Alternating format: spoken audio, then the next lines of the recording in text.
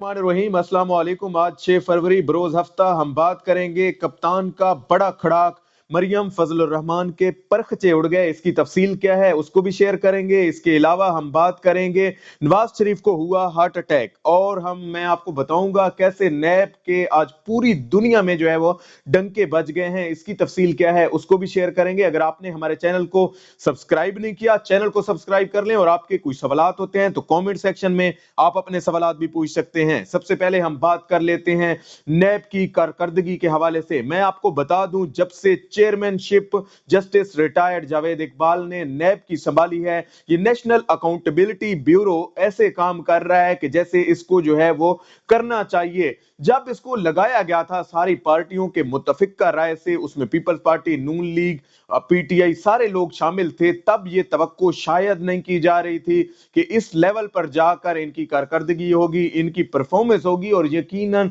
इसकी परफॉर्मेंस का सहरा भी मौजूदा हुकूमत को जाता है कि उसने ना सिर्फ प्रोसिक्यूशन में असिस्ट किया बल्कि बाकी मामलात जितने भी हैं कामों को आसान करने की कोशिश की गई। साथ ही साथ आपको बता दूं, ट्रांसपेरेंसी इंटरनेशनल जिसकी एक अपनी क्रेडिबिलिटी है और पूरी दुनिया में उसकी राय को, उसकी ओपिनियन को जो है वो अहमियत की नजर से देखा जाता है। ट्रांसपेरेंसी इंटरनेशनल ने कहा है कि जस्टिस रिटायर्ड जावेद इकबाल जो कि चेयरमैन नैब हैं, उनकी कारकर्दगी तारीफ के काबिल है और उन्होंने जो है वो अपनी इस आर्टिकल में जो चेयरमैन है उनकी भी तारीफ की है और इस इदारे नैब की कारकर्दगी की खसूसन जो है वो तारीफ की गई है। मेरे ख्याल में ये बहुत बड़ा तमाचा है उन लोगों के मुंह पर जो लोग कहते थे कि नैब जो है वो सही काम नहीं कर रहा, नैब जो है वो एक साइड ले रहा है, नैब जो है वो एक साइड पे काम कर रहा है, अपोजिशन को सिर्फ टारगेट कर रहा है। तो मेरे ख्याल में पूरी दुनिया में से वो इदारे जिनकी क्रेडिबिलिटी पर कभी सवाल नहीं उठता,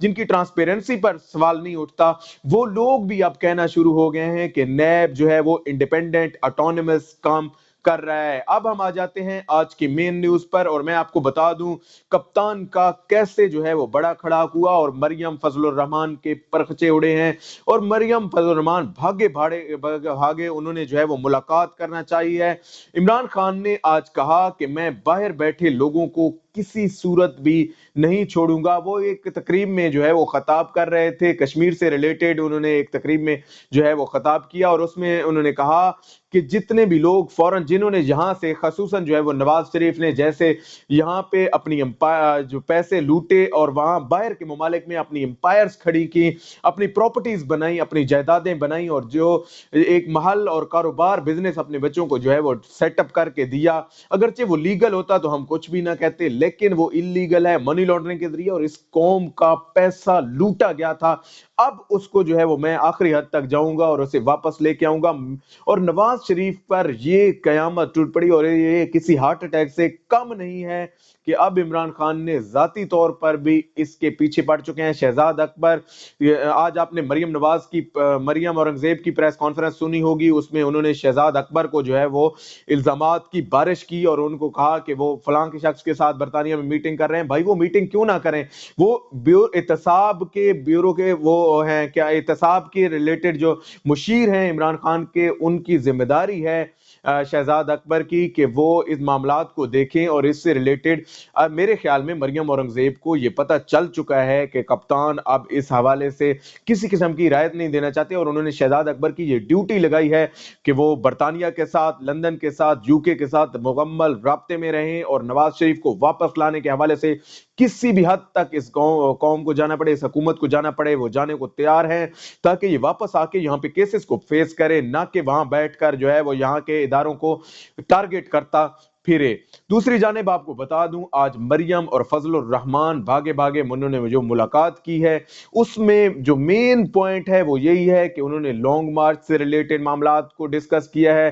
कि लॉन्ग मार्च का क्या तरीकाकार रखा जाए। फजलुर रहमान चाहते हैं कि एक ही बार में जो है वो लॉन्ग मार्च इस्लामाबाद डी चौक की तरफ और रेड जो है एरिया, ब्लू एरिया है, वहां पे जाया जाए और रेड लाइन को जो है वो क्रॉस किया जाए। लेकिन मरियम नवाज ये नहीं चाहती। मरियम नवाज, बिलावल भुट्टो जरदारी ने कहा है कि हम पहले काफिले लेकर फैजाबाद में बैठ जाएंगे, हम देखेंगे। और बैठना इन्होंने क्या है, इनसे बैठा जाना ही नहीं है। इमरान खान ने तो यहां तक भी इनको चैलेंज कर रखा है, वो भी हम सामने ले आते हैं कैसे। जो इन्होंने कहा कि अगर एक हफ्ते के लिए ये बैठ जाएं تو یہ بہت بڑی بات ہوگی اور میرے خیال میں ان کو یہ کریڈٹ لینا چاہیے۔ اور ایک ہفتہ جب مخالف پارٹیاں جب دھرنے دیتی تھی ماضی میں، انہوں نے 100 سے زیادہ 126 دن کا ایک مکمل دھرنا دیا۔ اب اگر یہ ایک ویک بھی نہیں بیٹھ سکتے تو ان کے لیے ڈوب مرنے کا مقام ہے۔ اور اب فضل الرحمان نے جو صورتحال دیکھی ہے وہ یہی کہنا چاہ رہے ہیں، لیکن مریم نواز کا ایک بڑا اختلاف ہے اس پر، دورانیے پر، اور کہ لانگ مارچ کا دورانیہ کیا ہونا چاہیے۔ اور مریم نواز نے فضل الرحمان کو قائل کرنے کی کوشش کی کہ فیض آباد میں پہلے ہم بیٹھ جاتے ہیں، بلاول بھٹو کی مان لیتے ہیں، اس کے بعد جو ہے وہ باقی معاملات۔ دوسری جانب میں آپ کو بتاؤں کہ دوسرا اہم پوائنٹ جو ان کا سر درد بنا ہوا ہے، جس پر انہوں نے جو ہے وہ پارٹیوں نے سر پکڑ کے رکھا ہوا ہے، وہ ہے تحریک عدم اعتماد۔ تحریک عدم اعتماد سب سے پہلے پنجاب میں لائی جائے، سندھ میں لائی جائے، یا پھر بلوچستان میں لائی جائے۔ کہاں پہ لائی جائے؟ پنجاب میں، کیونکہ ان کی پی ٹی آئی کی حکومت ہے، تو پنجاب میں ایک سجیشن یہ ہے کہ پنجاب میں لائی جائے۔ مریم نواز چاہتی ہیں کہ نہیں، پہلے بلوچستان میں آپ لے آئیں، پھر اس کے بعد جو ہے وہ ہم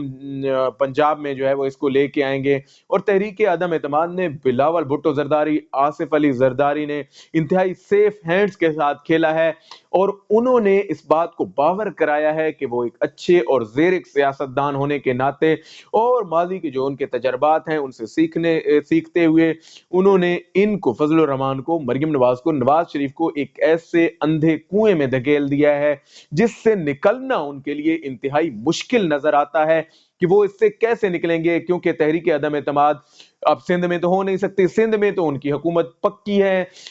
بلاول بھٹو زرداری کو، اور بلاول بھٹو کو یہ پتا ہے کہ نون لیگ سے ہونا کچھ بھی نہیں ہے، بس اس سے تھوڑا سا ٹائم گین کرنا چاہتے ہیں جس سے مزید بے نقاب ہوں اور آگے پیپلز پارٹی کے لیے تھوڑے سے حالات سازگار ہوں۔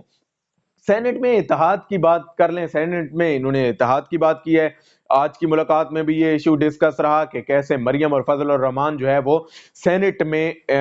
جو ہے وہ ساری پارٹیاں مل کے مشترکہ ایک امیدوار لائیں گی۔ اور میں آپ کو بتا دوں، انہوں نے جو ہے وہ اوپن بیلٹ جو سینٹ کا الیکشن ہونا ہے اور شو آف ہینڈز کرنے کی جو بات کی گئی ہے تاکہ شفافیت لائی جائے، تاکہ اندر کھاتے یہ لوگوں کو خرید نہ سکیں اور لوگوں پر یہ ظلم ہوتا ہوا نہ دیکھا جا سکے، تو انہوں نے اس کی مکمل طور پر مخالفت کی ہے۔ اور اب یہ کہہ رہے ہیں کہ ہم جو ہے وہ کسی حد تک جانا پڑے، چاہے ہمیں عدالت جانا پڑے۔ ایک جانب مریم نواز عدالتوں کو بلیم کرتی ہیں، دوسری جانب اپنا مدعا لے کر عدالتوں میں جو ہے وہ جا رہی ہیں، تو یہ بھی ٹھیک بات ہے، چلو جائیں، آپ ضرور جائیں، لیکن سینٹ میں آپ کو وہیں سے منہ کی کھانی پڑے گی، کیونکہ آپ کے وہ فگرز نہیں ہیں، آپ کی وہ سٹرینتھ نہیں ہے وہاں پہ۔ آپ کی جو ہے ٹوٹل 5 آپ کی سیٹیں نکلتی ہیں، جو کہ وہ بھی مشکل سے، اگر آپ کی سارے ساتھ آپ کا دیں، آپ کی پارٹی کے لوگ، تبھی آپ کی 5 سیٹیں نکلتی ہیں، اور آپ نے ایک سیٹ تو فضل الرحمان کو دے رکھی ہے کہ ہم آپ کو ایک سیٹ دیں گے، باقی بچ گئی آپ کی 4 سیٹیں۔ دیکھتے ہیں اس حوالے سے